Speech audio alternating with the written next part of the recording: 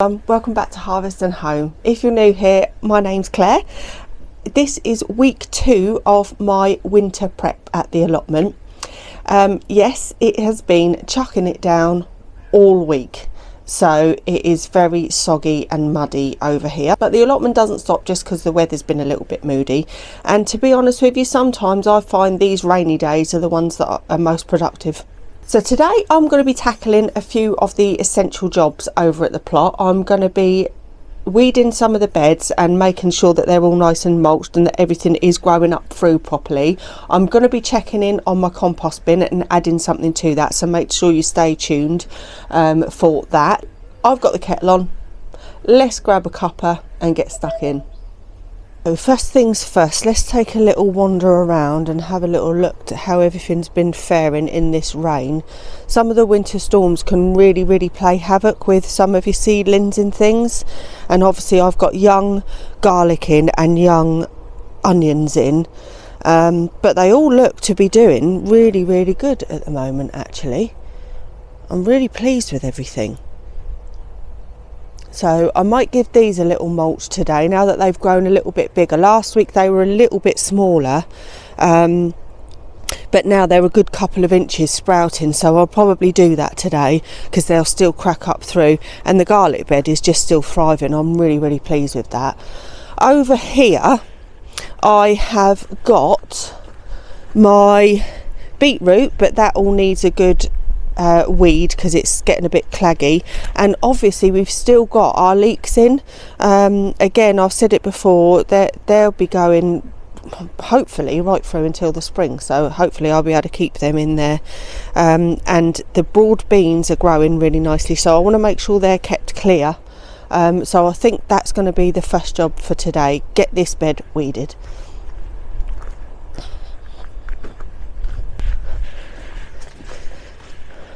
Sometimes keeping yourself motivated in the winter when everything's a bit bleak is hard, and obviously I do like to take this time to sort of hibernate a bit more, so I'm not over here as much. But on the plus side, we do still have things growing. We've got the beetroot growing, the leeks are still going, which I can come over and harvest from whenever I want to. I've still got kohlrabi in, I've still got my fresh Swiss chard in, so that's great. I've got my onions growing and my garlic growing, so all in all, you know, there's still positives to come over to the allotment for. And I've got to obviously do the chickens. So number one, I like to set tiny little goals, so when I come over I give myself little jobs to do so that I can feel like I've accomplished something. If it's really cold, then I can go home. Short 10-minute bursts, lovely. Number 2 is obviously the fact that celebrate things are still growing. Number 3 is that I can use what I'm growing. So the leeks I can use in meals at home now. I've done a really lovely chicken leek and bacon pie. I keep doing that. Oh, it's so tasty. I do need some other leek recipes actually. I know someone said leek and potato. I think that was Kirsty from Heart's Humble Homestead, so I am going to try that, but I do need some other leek recipes, or recipes that you would use leeks in, please. If you could let me know in the comments, that would be great. And number 4 is remembering your why. Why do you come and do this? I like to do it because I don't think there's anything that tastes better than homegrown food, and you can still be growing at this time of year. Everything can still be growing, it's just a bit slower. So that's my why. I like to feed my family food that only I've touched and that's got no chemicals on it at all. So that's why I keep going. And actually this place is my little sanctuary. It's like a little bit of therapy, so I do feel like I do need to get over it. Even if the weather is bleak and horrible and cold and wet and rainy, I just wrap up warm, get my good gloves on, and away I'll go. And number 5, if I really don't want to come, I don't come over. Everything's doing its own thing at the moment. Nothing needs watering. It is all being watered constantly by the rain. So yeah, don't come over if you don't want to. Just take it at your pace. It's your allotment. You do what you want to do. But that's how I keep myself motivated over the winter months. Okay, so like I said, today's checklist is quite small. I'm just going to do a little bit of tidy up. I'm going to get this lot weeded, and I'm going to get that patch I'm going to go and see if there's any more straw up at the thing. I have got a little bit there, but it's over the back of the horse field, and get that mulched as well. So first things first, I'm going to start with this bed. Now, some of this can probably go in for the chickens, to be fair. I'm not sure what some of these weeds actually are. But I mean, now, this time of year it is actually quite easy to pull everything up, but if you don't want to kneel down because you don't want wet knees, get yourself a good hoe. This one is from Kent and Stowe. It's great. I absolutely love it. It's really, really sharp, so you've got to be careful, because I've taken off the tops of so many other little plants around here sometimes, but these are very, very good. Let me show you these broad beans growing up now that I've cleared a little bit of space here.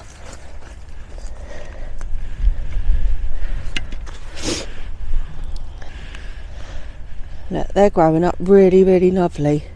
One there, that one's coming out really nice, and that one. They're all in a line all the way down there, in between the leeks and the beetroot. But by the spring, these beetroot will be coming out, they'll be all gone, and that'll give them plenty of room.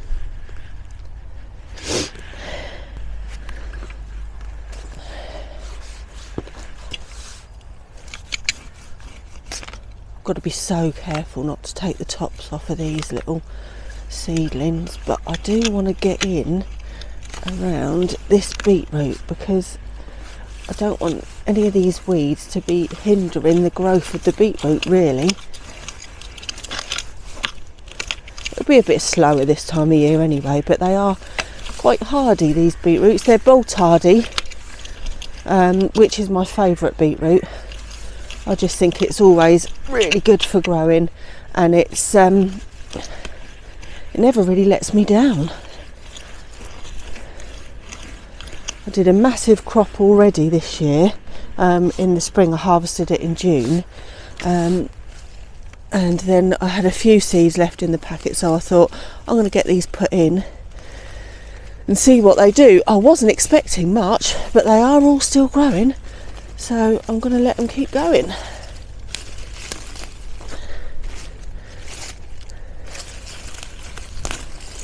Oh, just pulled one out though. Never mind.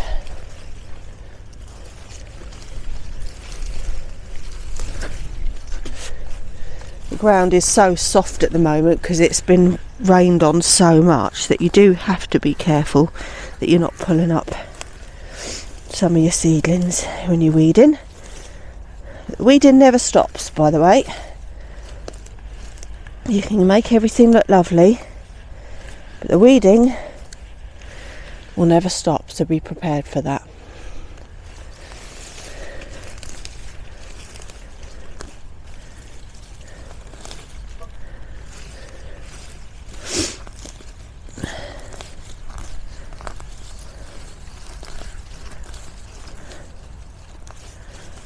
Right, I'm going to put some of this in for the girls.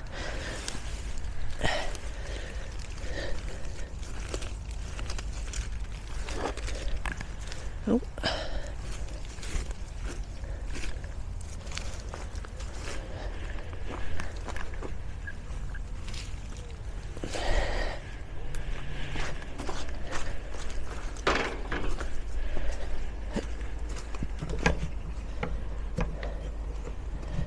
Oh.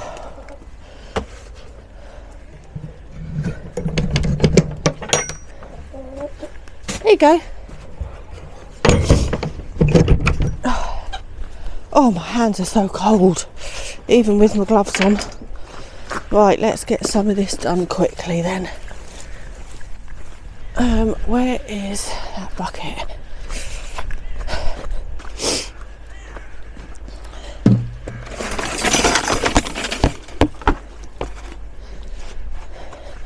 These buckets are amazing.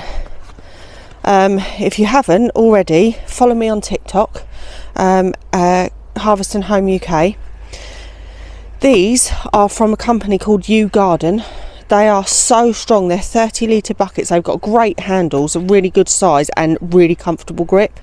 They've already got all the holes in the bottom, So they are amazing. Get yourself some of those. They're linked in my showcase, so they're really good for lots of little jobs, not just planting.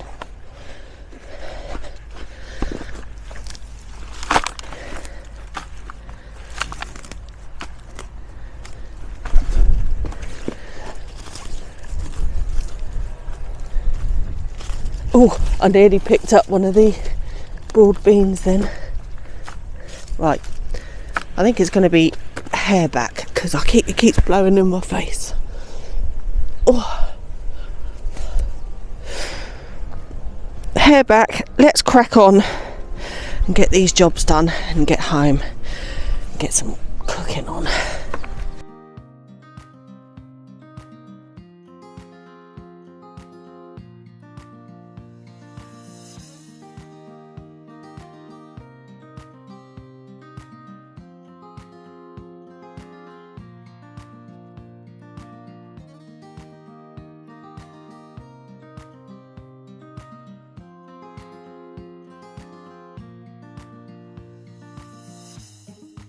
So make sure you keep your leeks nice and clear if you've got leeks growing, because they don't like to compete for nutrients.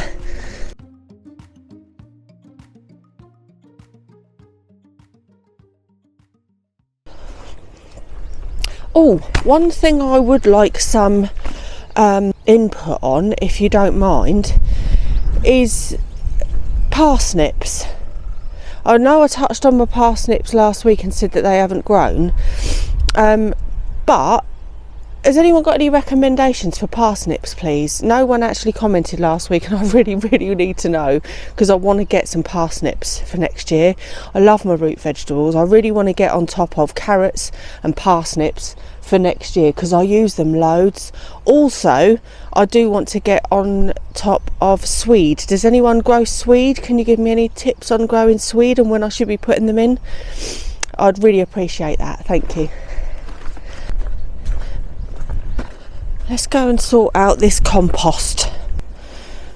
Okay, so this is the compost bin that I filled up a few weeks back, and if we take that off, I've actually managed to put all of the stuff that we had down the side here, that I said I'd fill it up, all of that has gone in, and it has now gone down another few inches.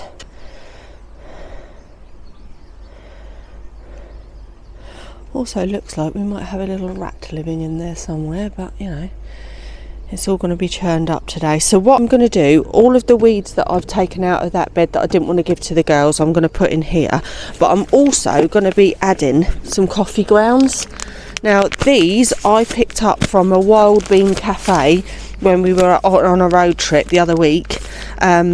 They had 4 massive bags of this to just give away, so I've already put one in there, but it's quite low down, and now I've filled it up some more. I'm going to put some more of them in there today, and then I'm going to give it all a good stir around.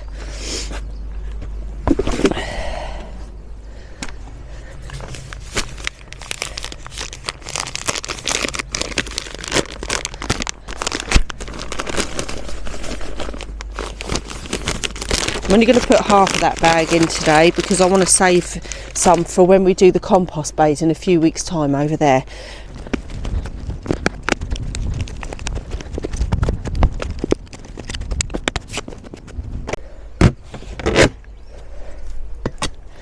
If you haven't already, please do subscribe. It really does help our channel out.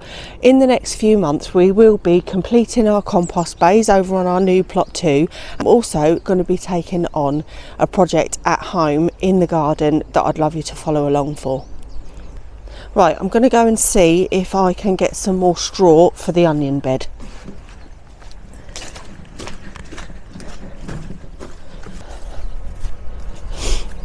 Yes, there was some over there, so I'm going to cover this bed. But I was careful not to pick any of the straw that's got manure in it, because what we don't want to happen is for the manure to start breaking down, and that gets really hot, and then if that gets too hot, it's going to start composting down, and actually it will be too hot for the onions and it'll burn the roots and all sorts of little things. So I was very careful to just pick out stuff that hasn't got any manure in it.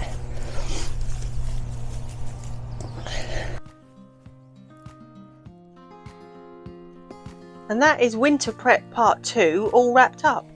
Even though the days are darker and everything slows down, this season always reminds me why I love the allotment so much. It's all the little quiet jobs now that make the spring feel like magic later, and that's what keeps me motivated through the cold, muddy weeks.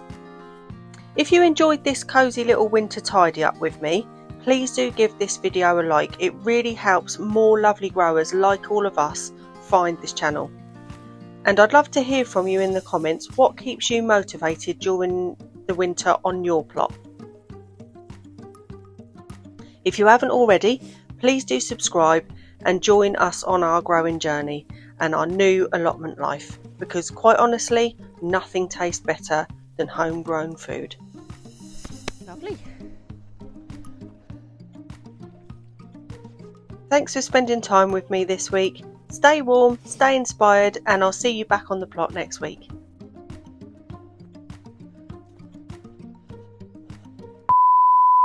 Warm and cosy with some of my and that is recording, isn't it? Please tell me you're recording. Yes.